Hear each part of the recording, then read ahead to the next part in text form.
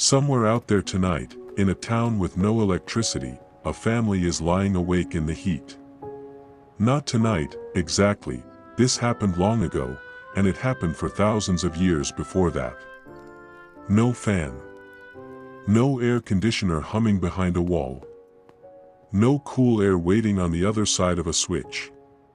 Just a house, a dark room, and whatever breeze the night was willing to give. The nights before air conditioning. The summer night had been hot for hours, and it showed no sign of letting up. Long after the sun disappeared, the heat stayed trapped inside the little house. The wooden walls had spent all afternoon soaking up sunlight, and the roof still held the day's warmth like a stone pulled from a fire. A man lay awake on a simple bed, staring at the ceiling he couldn't see. He turned his pillow over, hoping for a cooler patch, but the other side was barely different. He closed his eyes again and waited for a breeze through the open window. None came. There was no fan humming beside him, no unit rattling in the window frame, no vent pushing cool air into the room, only the drone of insects outside and, now and then, the creak of a house settling into the dark. For most of us today, a night like this ends with a flipped switch. He didn't have one. And that wasn't unusual at all. For most of human history, people went to bed under summer skies with no mechanical way to cool the air around them, and got up the next morning to go to work anyway. Over thousands of years, though, they got remarkably good at making the heat bearable. That story starts long before electricity, in places where the sun itself dictated how a house was built. ## building against the sun in ancient Egypt. In the Nile Valley, heat wasn't something you could avoid. It dominated the landscape, pouring across fields, rooftops, and pale mud brick walls for most of the day. A house that took the sun head-on could become almost unbearable by afternoon, so people built around that problem rather than against it. Most ordinary homes were made of mud brick, earth and straw, shaped and left to dry in the sun. Cheap, unglamorous, and, at first glance, a strange choice for fighting heat. But thick earthen walls are slow. They don't stop heat, they delay it. The outer surface of a wall might be scorching by mid-afternoon while the inside stayed noticeably cooler, simply because the heat hadn't finished traveling through yet. Nobody expected a mud brick house to feel cold. What it offered instead was a gap, a livable difference between the glare outside and the shade within, and in the middle of an Egyptian summer, that gap was worth a great deal. A shaded room could feel like a small mercy in the hottest hours. So could a courtyard, or a covered passage that let someone cross the house without ever standing in direct sun. Windows weren't just holes in a wall either, where you put one mattered. A window angled to catch the prevailing breeze off the river could cool a whole room. One placed carelessly could flood that same room with heat and glare. Families who lived in a house for years absorbed this knowledge without ever writing it down. They knew which room stayed cool past noon and which wall took the worst of the afternoon sun. A child growing up in one of these homes learned its rhythms almost the way they learned their relatives' names: morning light from one direction, a different wall warming by midday, certain rooms avoided by 2 in the afternoon, and doors finally thrown open once the sun dropped. Once night fell, the house often wasn't even the coolest option. Rooftops, courtyards, and shaded verandas became sleeping places in their own right, especially in the driest months. There was no glass between the sleeper and the sky, no insulation holding the temperature steady, just a sheet, the smell of cooling earth, maybe the sound of water somewhere nearby, and the occasional gust of wind that felt, after a day like that, almost like a gift. Water did more than quench thirst. Long before anyone had a scientific word for evaporation, people understood that a wet cloth against the skin, or a breeze crossing a damp courtyard, cut the heat noticeably. In wealthier households this understanding got built into the architecture itself: gardens, pools, fountains, shaded courtyards. But that kind of relief was never shared equally. A prosperous family might have a garden and servants to keep water moving through it. An ordinary family had what water they could spare for drinking and cooking, and stayed cool the older way, through shade, airflow, light linen, a well-chosen place to sleep, and, when none of that was enough, simple patience. The night always cooled eventually.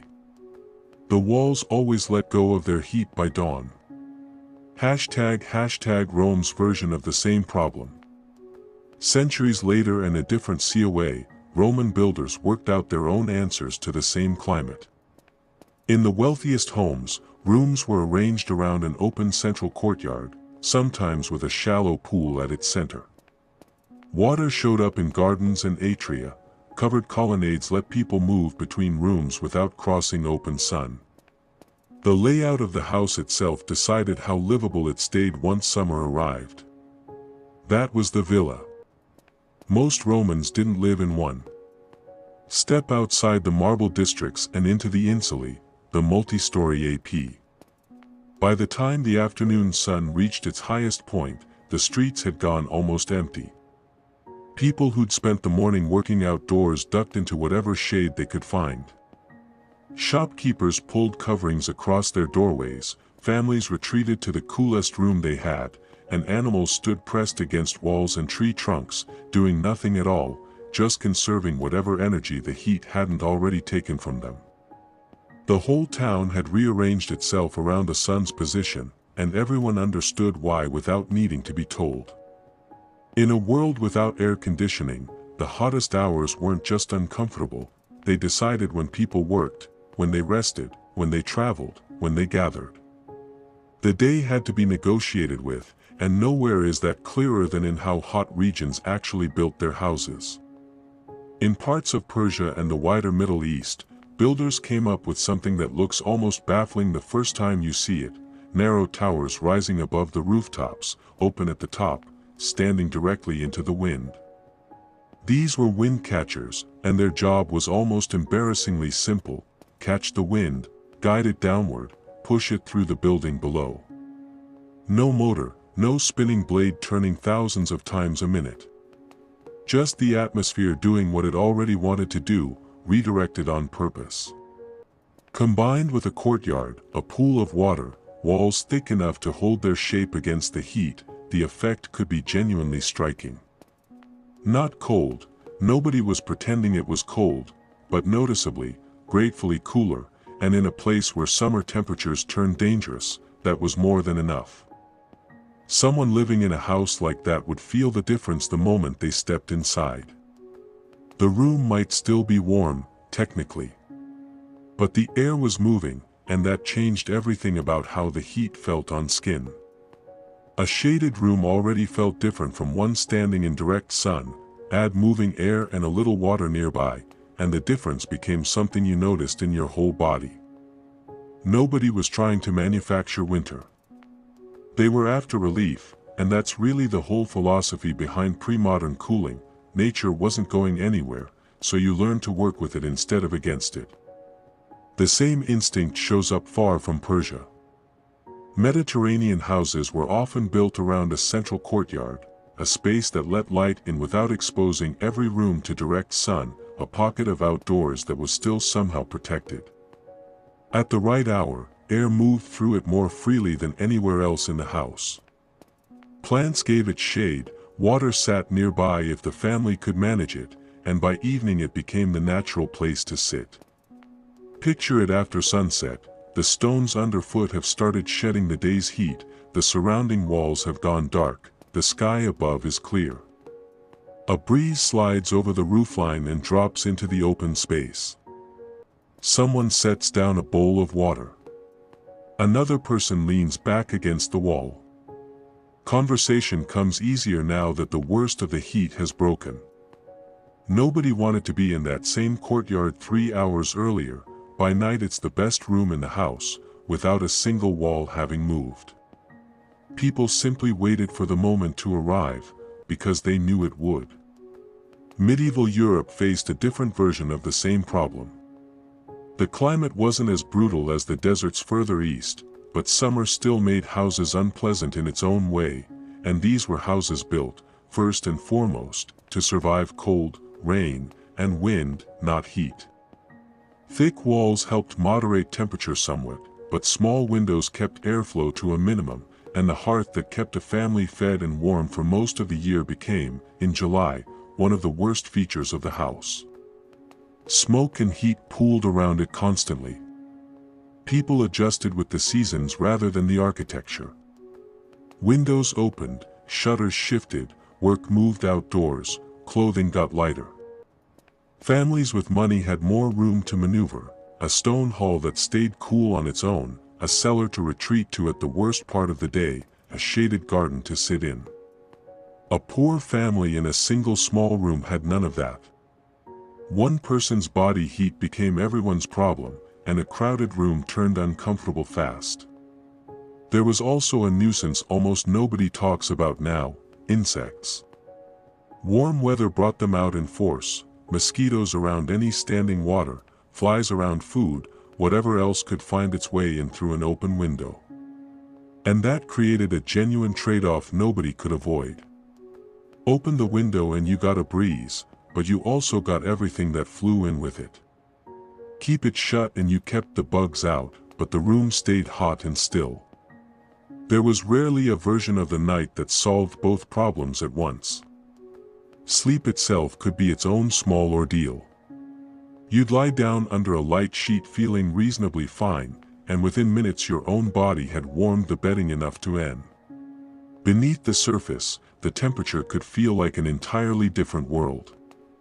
While a roof spent the afternoon soaking up sun, the earth just below it stayed largely untouched by that same heat, and people figured this out through plain experience long before anyone owned a thermometer.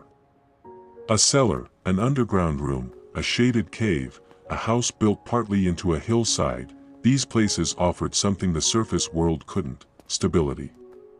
Ground temperature shifts slowly, so while everything above baked through the afternoon, the space below stayed roughly where it had been that morning. Food kept better down there. Water stayed cooler. And when the heat got bad enough, people retreated there themselves. Then there was the simplest technology of all: shade, which almost feels too obvious to bother mentioning, except that before mechanical cooling it might have been the single most important tool anyone had. A tree became a natural gathering spot. A cloth awning could turn a doorway that was unbearable at noon into somewhere people actually wanted to sit. A narrow street squeezed between tall buildings could stay shaded most of the day, and people learned to read these pockets of relief the way you'd learn a shortcut. A traveler crossing a hot town wasn't necessarily taking the shortest path, they were taking the shadiest one. A shopkeeper angled their goods away from direct sun without thinking twice about it. A family dragged chairs under a tree instead of leaving them out in the open yard. The sun decided where people stood, the shadow decided where they got to rest. Water did its own quiet work alongside all this. Where it was available, people used it deliberately, washing a face, wetting the hands, pressing a damp cloth to the forehead, sitting near a fountain or a stream. None of it lowered the actual temperature of the air. What it changed was how the body experienced that temperature, and often that was the only difference that mattered, enough to make the next hour survivable. Wealthier households, naturally, could take this much further. In several old civilizations, gardens became something closer to engineered environments, trees planted specifically for shade, channels carrying water through courtyards, reflecting pools, fountains adding both movement and sound. They were beautiful, sure, but beauty wasn't really the point. They were climate control, built from plants and stone instead of machinery. Sitting under a tree next to moving water put a person in a genuinely different thermal environment than someone standing on open stone in the sun, a bigger difference than you'd expect. Most people, of course, never lived anywhere near a garden like that. For an ordinary family, staying cool came down to a pile of small, unglamorous habits: light clothing, open windows, a wall that happened to stay shaded, a floor that stayed cool underfoot, water when there was any to spare, and, maybe most importantly, knowing when to actually do things. In a genuinely hot climate, working through the hottest stretch of the afternoon made little sense if the job could wait. Morning was for getting things done. So was the evening. The middle of the day belonged to the heat, and you scheduled around it rather than through it. You can still see this rhythm in plenty of traditional societies today, the day starting early, work wrapping up before the sun gets serious, everything slowing to a near stop by early afternoon, and then, once the sun drops, the whole town waking back up. Children come back outside. Families gather.